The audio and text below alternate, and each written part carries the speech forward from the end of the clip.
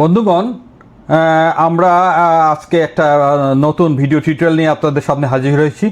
Video টিউটোরিয়ালটা হলো চলতি বছরে আপনারা অনলাইনে কিভাবে আপনার আয়কর রিটার্ন দাখিল করবেন সে বিষয়ে আমরা একটা পূর্ণাঙ্গ ধারণা দেওয়ার জন্যই মূলত এই ভিডিওটা তৈরি করছি।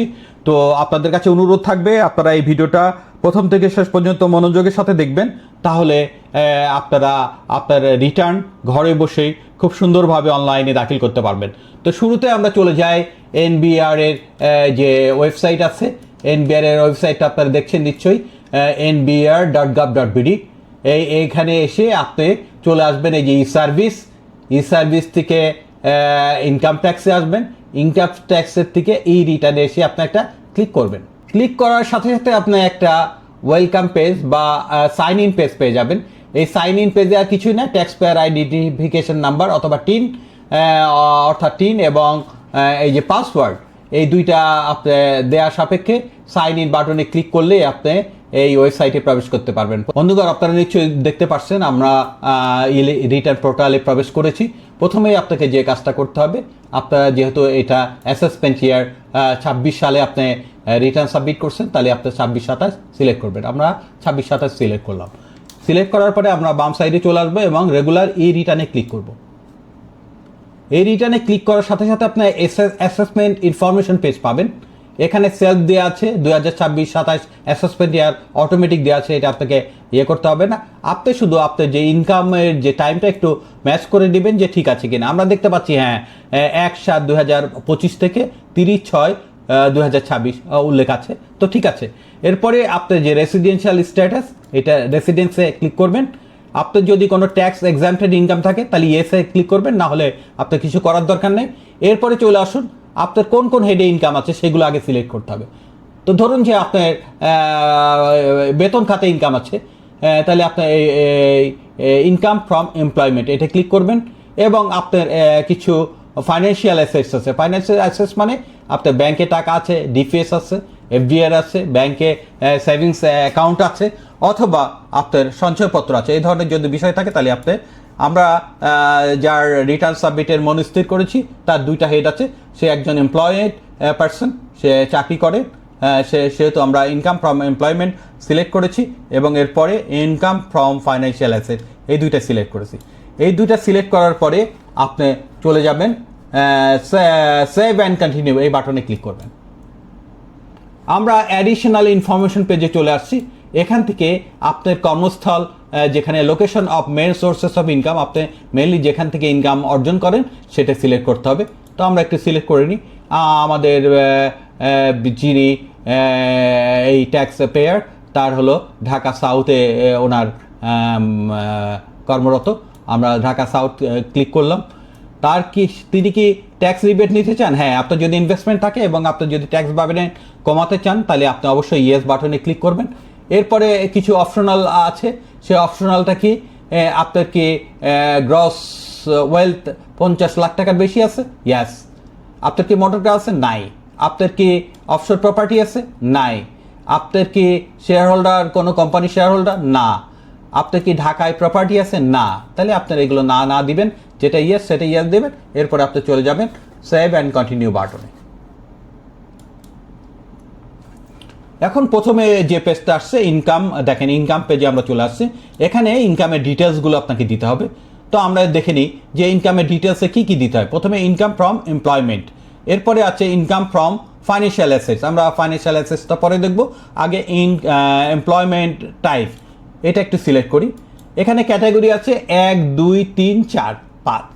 তার মানে কি, প্রথমে আছে গভর্নমেন্ট পে স্কেল, যদি আইভাসে বেতন আছে এটা সিলেক্ট করবেন। আপনি যদি গভর্নমেন্ট পে স্কেলে বেতন পান কিন্তু আইভাসে আপনার স্যালারিটা হয় না, তাহলে পরে এটা সিলেক্ট করবেন। আর আপনি যদি প্রাইভেট জব করেন তাহলে এটা।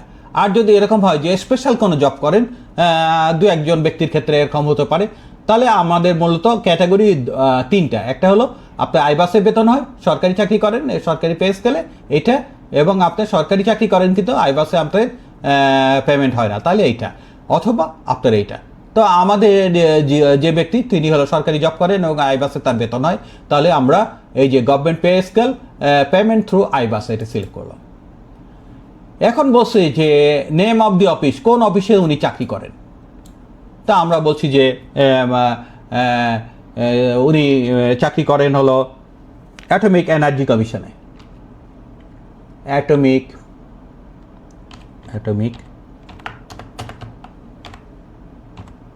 Energy commission.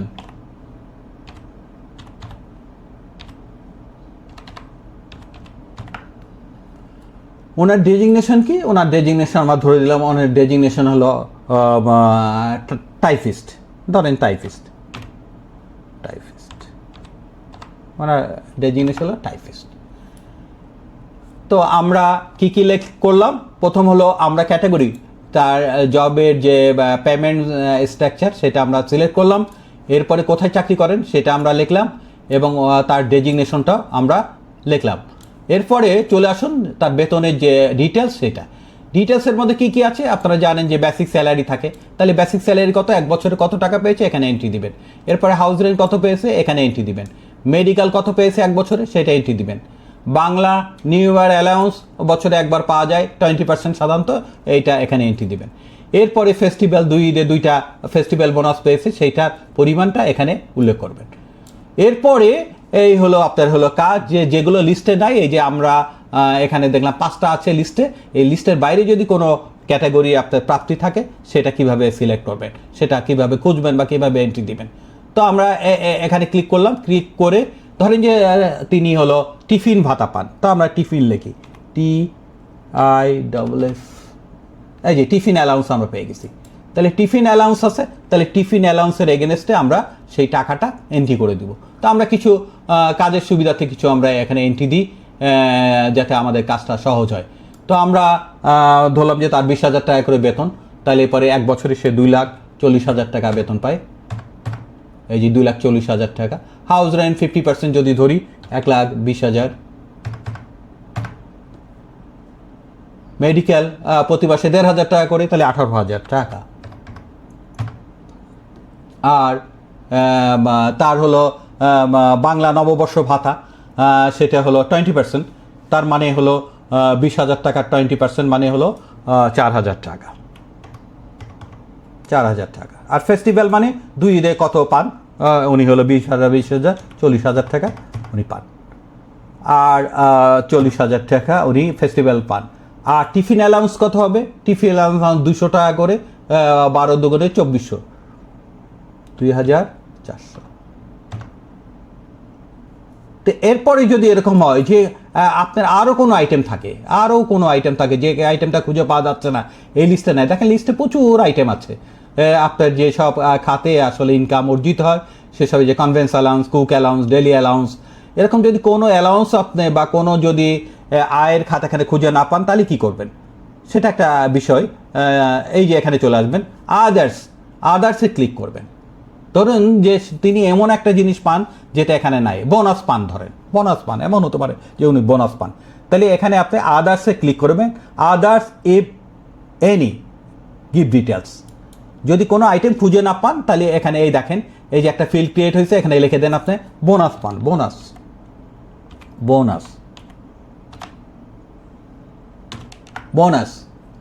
তো আমরা অ্যামাউন্ট দিয়ে দিলাম যে বোনাস উনি 30,000 টাকা পান, আমরা লিখে দিলাম। তাহলে আমাদের কিন্তু এই যে এন্ট্রিটা শেষ। এরপরে চলে আসুন, আমাদের এখন হলো এমপ্লয়মেন্টের কাজ শেষ, এখন আমরা চলে যাব ইনকাম ফ্রম ফাইন্যান্সিয়াল অ্যাসেটস। তো আসুন ইনকাম ফ্রম ফাইন্যান্সিয়াল অ্যাসেটস, এখানে কি কি ক্যাটাগরি আছে দেখেন। ফাইন্যান্সিয়াল অ্যাসেট টাইপ কি কি টাইপ হইতে পারে, এখানে আছে ইন্টারেস্ট ফ্রম সঞ্চয়পত্রে যদি ইনকাম থাকে তাহলে এটা ক্লিক করবেন। আপনার যদি ব্যাংকের থেকে কোনো অর্জন থাকে সেটা এখানে ক্লিক করবেন। আপনার যদি ইন্টারেস্ট, প্রফিট, ডিসকাউন্ট এগুলো যদি থাকে, মানে আপনি এখান থেকে আপনার ক্যাটাগরিটা প্রথমে চুজ করবেন। ধরেন যে তার ব্যাংকে অ্যাকাউন্টে উনি ইন্টারেস্ট পেয়েছে, তাহলে এটা সিলেক্ট করবেন। সিলেক্ট করার পরে এই যে এই ক্লিক করবেন, কনফার্ম করবেন। কনফার্ম করলে পরে কিছু বেসিক ইনফরমেশন আপনার কাছে চাইবে। এর মধ্যে আছে হলো ব্যাংক নেম, এখানে ব্যাংকের নেম আপনি খুঁজে বের করবেন যে আপনি কোন ব্যাংকে সেই অ্যাকাউন্ট, সেই ব্যাংকটা সিলেক্ট করবেন। ধরেন যে আমরা ধরলাম যে উনি জনতা ব্যাংক থেকে বেতন নেন, তা আমরা জনতা সিলেক্ট করলাম। এরপরে হলো অ্যাকাউন্ট টাইপ, ওনার অ্যাকাউন্টটা কোন টাইপের। সাধারণত আমাদের অ্যাকাউন্ট থাকে হলো সেভিংস, যদি এফডিআর থাকে এফডিআর, ডিপিএস থাকলে ডিপিএস, এই 3 ক্যাটাগরির অ্যাকাউন্ট টাইপ। তাহলে আপনি যেটা প্রযোজ্য সেটা সিলেক্ট করবেন। এরপরে কি লাগবে, ব্যাংক ব্রাঞ্চ, কোন ব্রাঞ্চে অ্যাকাউন্ট আছে, অ্যাকাউন্ট নাম্বার কত, কত উনি পেয়েছেন প্রফিট বা ইন্টারেস্ট পেয়েছেন, গ্রস প্রফিট অর ইন্টারেস্ট, এটা এখানে সিলেক্ট করবেন, এখানে এন্ট্রি দিবেন। এরপরে যদি কোনো খরচ থাকে, যেরকম বার্ষিক কোনো যদি চার্জ থাকে এই অ্যাকাউন্টে, সেটা এখানে উল্লেখ করবেন, না হলে 0 দিয়ে চলে আসবেন। এবং এই ইন্টারেস্ট পাওয়ার জন্য তাকে টিডিএস দিয়েছে, যে তার যে সোর্স ট্যাক্স কাটে সেটা এখানে এন্ট্রি দিবেন এবং ইয়ার এন্ড ব্যালেন্সটা এখানে দিবেন। Just very simple, very simple. এখন যদি আরও অ্যাকাউন্ট থাকে, একাধিক অ্যাকাউন্ট থাকে, তখন এই যে অ্যাড বাটনে ক্লিক করবেন, এই যে অ্যাড বাটনে ক্লিক করবেন। তো আপনারা নিশ্চয়ই বুঝতে পেরেছেন যে কিভাবে এই কাজটা করব। তাহলে আমরা সহজের জন্য এটা আর আমরা ডিটেলস দেখাচ্ছি না, আমরা এটা কেটে দিয়ে আমরা অন্য আইটেমে যাচ্ছি। এরপরে ধরেন আপনার সঞ্চয়পত্র আছে, সঞ্চয়পত্র ক্লিক করেন, এখানে আপনি কনফার্ম করেন। এই যে সঞ্চয়পত্র আমরা ক্লিক করে দিই, সঞ্চয়পত্র যদি ইনকাম থাকে সঞ্চয়পত্র ক্লিক করবেন এবং এটা কনফার্ম করবেন। কনফার্ম করলে দেখেন খুব সহজ, এই যে এখানে সহজ এখানে ক্লিক করবেন, এই যে ইম্পোর্ট ফ্রম এনএসডি, চলতি বছরের একটা সুবিধা এই 2026 সালে, যে আপনাকে এই সঞ্চয়পত্রের বিষয়গুলো আর এন্ট্রি দিতে হবে না, জাস্ট ক্লিক করার সাথে সাথে এগুলো এন্ট্রি শেষ হয়ে যাবে। তো আমরা একটু এন্ট্রি দিয়ে দেখি যে কী করা যায়। আসেন আমরা এন্ট্রি দিই।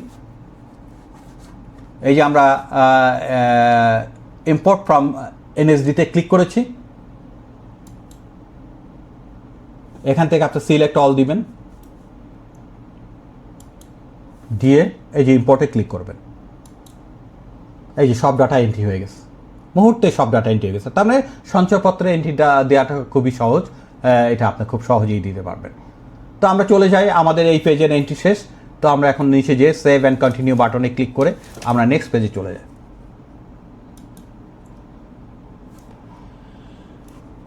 এখন আমরা চলে এসেছি, দেখেন এই যে আমাদের যেসব পেজে এন্ট্রি দিতে হবে, একটা হলো অ্যাসেসমেন্ট আমরা শেষ করেছি, ইনকাম শেষ করেছি। এবার রিবেট পেজে আসছি, এরপরে পারিবারিক যে খরচ আছে সেই খরচগুলো আসবে, অ্যাসেট লাইবিলিটির লিস্ট আছে এটা আসবে, ট্যাক্স এবং পেমেন্ট এবং লাস্টে রিটার্ন। এই হলো ধাপগুলো আপনার রিটার্নের। আমরা এখন আসছি হলো রিবেটে। রিবেট মানে কি, আপনার যে সারা বছর যে বিভিন্ন খাতে যে ইনভেস্ট করেন, সেই ইনভেস্টমেন্টের কারণে বিধিবদ্ধ হারে সরকার ঘোষিত নিয়মে আপনি যদি ইনভেস্ট করেন, তাহলে সেটার উপর আপনি কি পাবেন, ট্যাক্স রিবেট পাবেন। ট্যাক্স রিবেট মানে ট্যাক্স এর যত হিসাব হবে তার থেকে কিছু কম টাকা আপনাকে দিতে হবে। তো আমরা দেখলাম যে এই ব্যক্তির আসলে সঞ্চয়পত্রে ইনভেস্টমেন্ট একটু আগে আমরা দেখেছি। তাহলে আমরা এই সঞ্চয়পত্রটা একটু খুঁজে বের করি যে আসলে সঞ্চয়পত্রটা কোথায় আছে, দেখি। আসেন, এখন এই যে ইনভেস্টমেন্টের যে খাতগুলো এখানে দেখতে পাচ্ছেন, 1, 2, 3, 4 অনেক খাত আছে। আপনার যে খাতে ইনভেস্ট আছে সেটা টিক দিবেন এবং সেই টাকাটা এন্ট্রি করবেন। এখানে আছে লাইফ ইন্স্যুরেন্স, ডিপোজিট পেনশনিং স্কিম বা ডিপিএস, এরপরে সঞ্চয়পত্র, ইউনিট সার্টিফিকেট, লিস্টেড স্টক আর শেয়ারস, এসব বিষয়ে আমাদের একটা আলাদা ভিডিও আছে। আপনার প্রয়োজনে আমরা এই ভিডিওর লিঙ্ক এই ভিডিওর সাথে ডেসক্রিপশন বক্সে দিয়ে দেবো, আপনারা দেখে নিতে পারেন। তো আমরা দেখি যে সঞ্চয়পত্রের ইনভেস্টমেন্টটা আমরা কি করব। আমরা সঞ্চয়পত্রটা একটু সিলেক্ট করলাম, দেখেন এখানেও এই যে বলা আছে ইম্পোর্ট ফ্রম ইনকাম, এই যে ইনকামে আমরা একটু আগে কিন্তু সঞ্চয়পত্র এন্ট্রি দিয়েছি, তাতে আমরা নতুন করে আর সঞ্চয়পত্র এন্ট্রি দেওয়া লাগছে না। তো আমরা ইম্পোর্ট ফ্রম ইনকামে ক্লিক করি, ক্লিক করে আমরা দুইটা পেয়েছি, দুইটাকে সিলেক্ট করলাম, করে আমরা সিনক্রোনাইজ ভ্যালুস, এই ভ্যালুটাকে এখানে ইনসার্ট করার জন্য আমরা বলছি সিনক্রোনাইজ ভ্যালু, এখানে আমরা ক্লিক করব।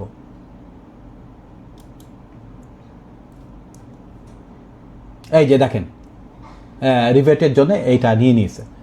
আরও যদি খাত থাকে, আপনার যদি অন্য অন্য খাতেও ইনভেস্টমেন্ট থাকে, সেগুলো সিলেক্ট করে প্রয়োজনীয় ফিগার ইনসার্ট করবেন, করে এই যে সেভ অ্যান্ড কন্টিনিউ বাটনে ক্লিক করবেন। বন্ধুগণ, এবার আমরা চলে আসি এক্সপেন্ডিচার তথা একজন ট্যাক্স পেয়ার বা যিনি করদাতা, তিনি সারা বছর যে বিভিন্ন খাতে যে খরচ করেন সেই হিসাবগুলো এখানে বসাতে হবে। হ্যাঁ, সেগুলো কি কি আছে দেখেন, food, clothing and essentials, accommodation অর্থাৎ আপনার যে থাকার যে খরচ সেটা, এরপরে যদি আপনার যাতায়াত খরচ থাকে সেটা,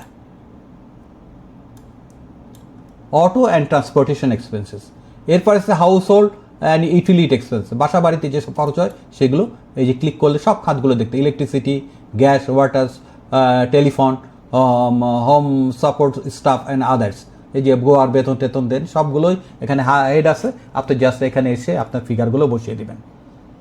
এরপরে এডুকেশনাল এক্সপেন্সে আপনার ব্যক্তিগত অথবা আপনার সন্তানের যদি কোনো পড়াশোনার খরচ থাকে সেটা এখানে এন্ট্রি দিবেন।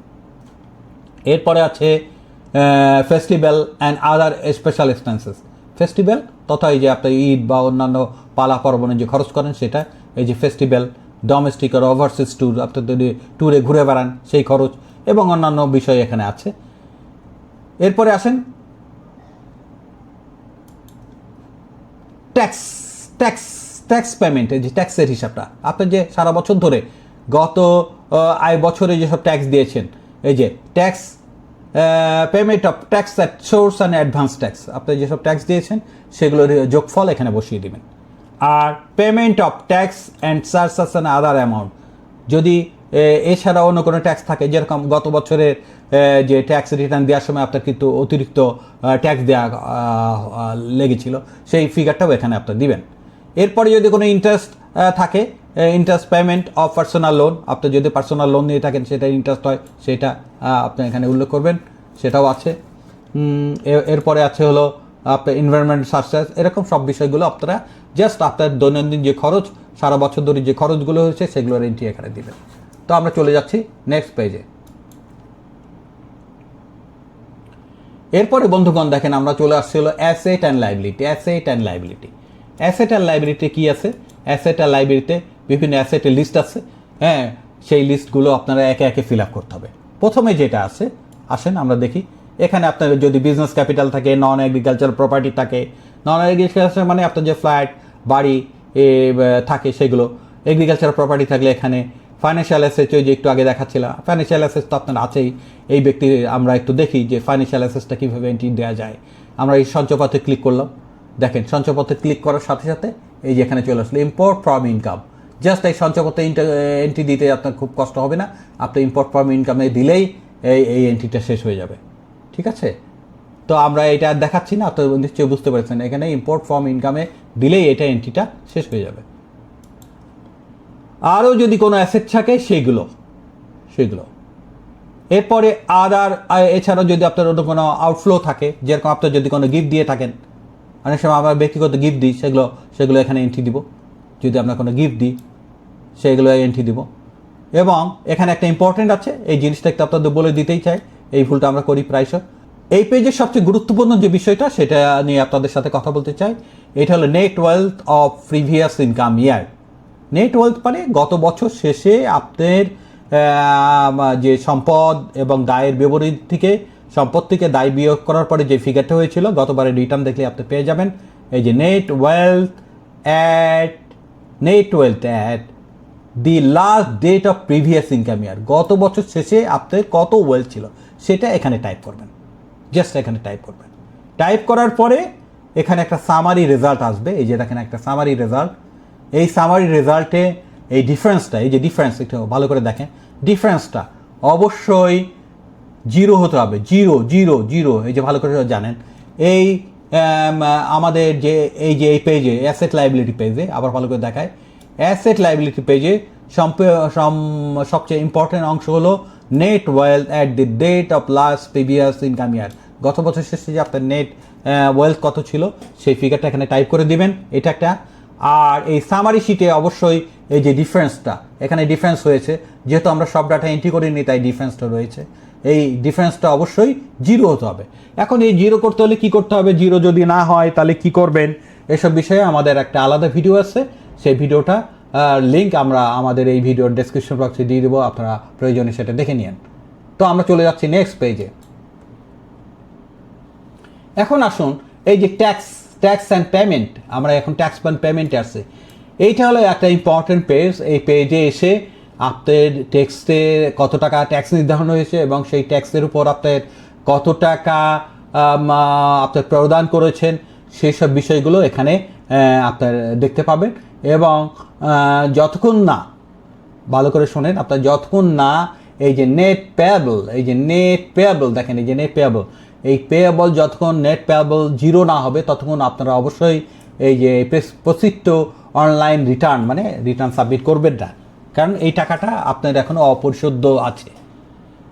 তো আরেকটা গুরুত্বপূর্ণ আছে এই পেজের, সেটা হলো if you have paid source tax, আপনি কি কোনো সোর্স ট্যাক্স দিয়েছেন, অ্যাডভান্স ট্যাক্স দিয়েছেন, অর এনি রেগুলার ট্যাক্স, কোনো আপনি ব্যক্তিগতভাবে কোনো অ্যাডভান্স ট্যাক্স রেগুলার ট্যাক্স দিয়েছেন কিনা এই 26-27 অ্যাসেসমেন্ট ইয়ার, মানে গত বছর এই ধরনের কোনো ট্যাক্স দিয়েছেন কিনা, যদি দিয়ে থাকেন তাহলে সেই আপডেট ট্যাক্স পেমেন্ট স্ট্যাটাস, আপনার এই ট্যাক্স পেমেন্ট স্ট্যাটাস আপডেট করতে হবে।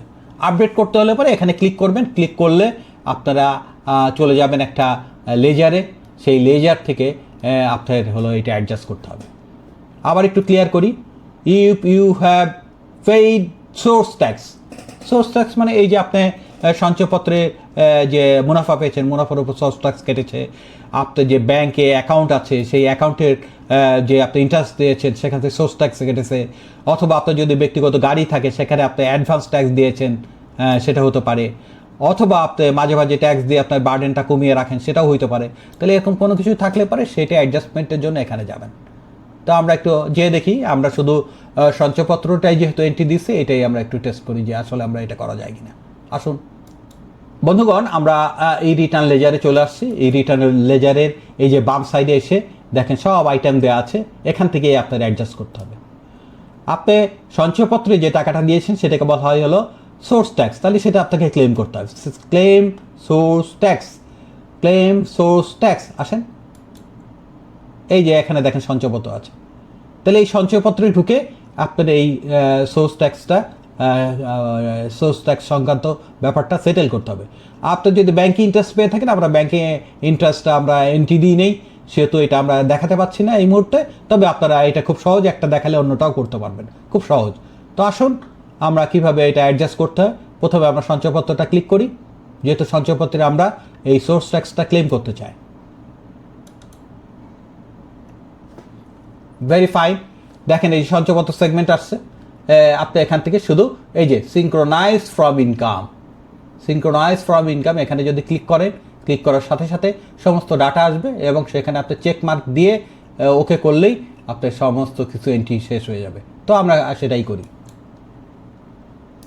এই যে এখান থেকে আসবেন সিলেক্ট অল, এটাই ক্লিক করবেন, এই যে সিলেক্ট অল, সিলেক্ট অলে ক্লিক করে আপনি এই যে সিনক্রোনাইজে ক্লিক করবেন, এই যে সিনক্রোনাইজ এই যে সিলেক্ট অলে ক্লিক করবেন, সিলেক্ট অলে, এবং এই যে সিনক্রোনাইজে ক্লিক করবেন। এই যে দেখছেন সমস্ত ডাটা এন্ট্রি হয়ে গেছে। তো এখান থেকে বের হওয়ার জন্য কি করবেন, ভেরি সিম্পল। এছাড়া যদি আপনার ব্যাংক ইন্টারেস্ট থাকে, আপনার যদি এরকম থাকে যে আপনার কারের উপরে যে ক্লেম অ্যাডভান্স ইনকাম ট্যাক্স, কারের উপরে আপনি কোনো অ্যাডভান্স ট্যাক্স দিয়েছেন, সেটা এখানে এন্ট্রি দেবেন। এবং আপনি যদি কোনো টাকা নিজে পরিশোধ করেন, এই যে একটু আগে দেখাচ্ছিলাম যে আপনার 5,000 টাকা পরিশোধ করতে হবে, তাহলে সেইটা এই যে এখান থেকে এন্ট্রি দিতে হবে। তো এই যখন আমার এই পেজের সমস্ত এন্ট্রি শেষ হয়ে যাবে, তো আমরা চলে যাব go to return, go to রিটার্নে ক্লিক করে আমরা রিটার্নে চলে যাব। বন্ধুগণ, আমরা চলে আসছি এই যে tax return tax and payment পেজে। আসুন আমরা দেখি কি অবস্থা, আমাদের একদম নিচে চলে যায়। দেখেন আমাদের এখন আর নেট পেয়েবল নাই, কিন্তু আমাদের রিফান্ডেবল আছে। মানে আমাদের আসলে 5,000 টাকা ট্যাক্স হয়েছিল, এই যে 5,000 টাকা ট্যাক্স, ঠিক আছে, আমাদের 5,000 টাকা ট্যাক্স দেওয়ার কথা ছিল, কিন্তু আমরা অলরেডি 54,000 টাকা মানে এই যে সঞ্চয়পত্রের এগেনস্টে আমাদের যে সোর্স ট্যাক্স কেটেছে সেটার পরিমাণ হলো 54,000 টাকা। তার মানে আমরা 49,000 টাকা এই যে রিফান্ডেবল আমরা ফেরত পাবো। তো রিফান্ডের অপশনটা এখনও চালু হয়নি। রিফান্ডের অপশনটা চালু হলে পরে তখন হয়তো অ্যাকাউন্ট নাম্বার চাবে, বিভিন্ন ইনফরমেশন চাবে, তখন এই টাকাটা আপনার অ্যাকাউন্টে অটোমেটিক সরকারের প্রতিশ্রুতি অনুযায়ী আপনার অ্যাকাউন্টে এটা রিফান্ড হয়ে যাবে। এবং যদি আপনার এরকম হয় যে আপনার রিফান্ডেবল আছে, সেক্ষেত্রে আপনি অবশ্যই আপনার রিটার্নটা সাবমিট করবেন না। আর যদি দেখেন যে না আপনার রিফান্ডেবলও নাই এবং আপনার নেট পেয়েবলও নাই, এই দুইটা নাই, যদি এই দুইটা না থাকে তাহলে আপনি করবেন কি প্রসিড টু অনলাইন রিটার্নে চলে যাবেন। এখানে ক্লিক করলে আপনার রিটার্নটা সাবমিট হয়ে যাবে। তো বন্ধুগণ, আপনারা সব বুঝতে পেরেছেন যে কিভাবে বর্তমান সময়ে এসে বা এই 26 সালে এসে কিভাবে আপনার রিটার্নটা অনলাইনে সাবমিট করবেন, সেই ব্যাপারে আপনারা একটা সংক্ষেপে একটা ধারণা দিলাম। এই ধারণা থেকে আপনারা আপনাদের ঘরে বসেই আপনার রিটার্নটা দাখিল করতে পারবেন, তবে তাড়াহুড়া করবেন না।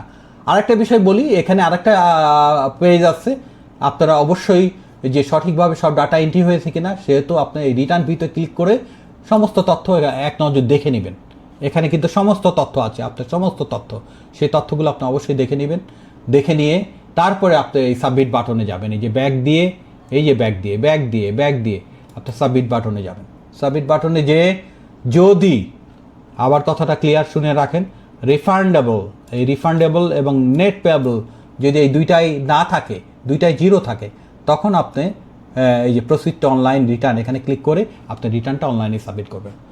তো বন্ধুগণ, আমাদের ভিডিও এখানে শেষ করছি। আমাদের ভিডিওটা যদি ভালো লাগে তবে আমাদের এই পেজে বা আমাদের এই ইউটিউব চ্যানেলে সাবস্ক্রাইব করে আমাদের পাশে থাকবেন, এবং আপনার কমেন্ট বা আপনাদের যদি এই ভিডিওতে এমন কোনো কিছু আছে যেগুলো আমি স্কিপ করে চলে গেছি, সেসব বিষয়ে বা আপনাদের মনের কোনো জিজ্ঞাসা থাকলে সেটাও আপনারা জিজ্ঞাসা করতে পারেন। ভিডিওর নিচে যে কমেন্ট সেকশন আছে সেখানে কমেন্ট করে আমরা রেফারেন্স সহ সেই বিষয়টা আমরা ব্যাখ্যা করার চেষ্টা করব অতি দ্রুত।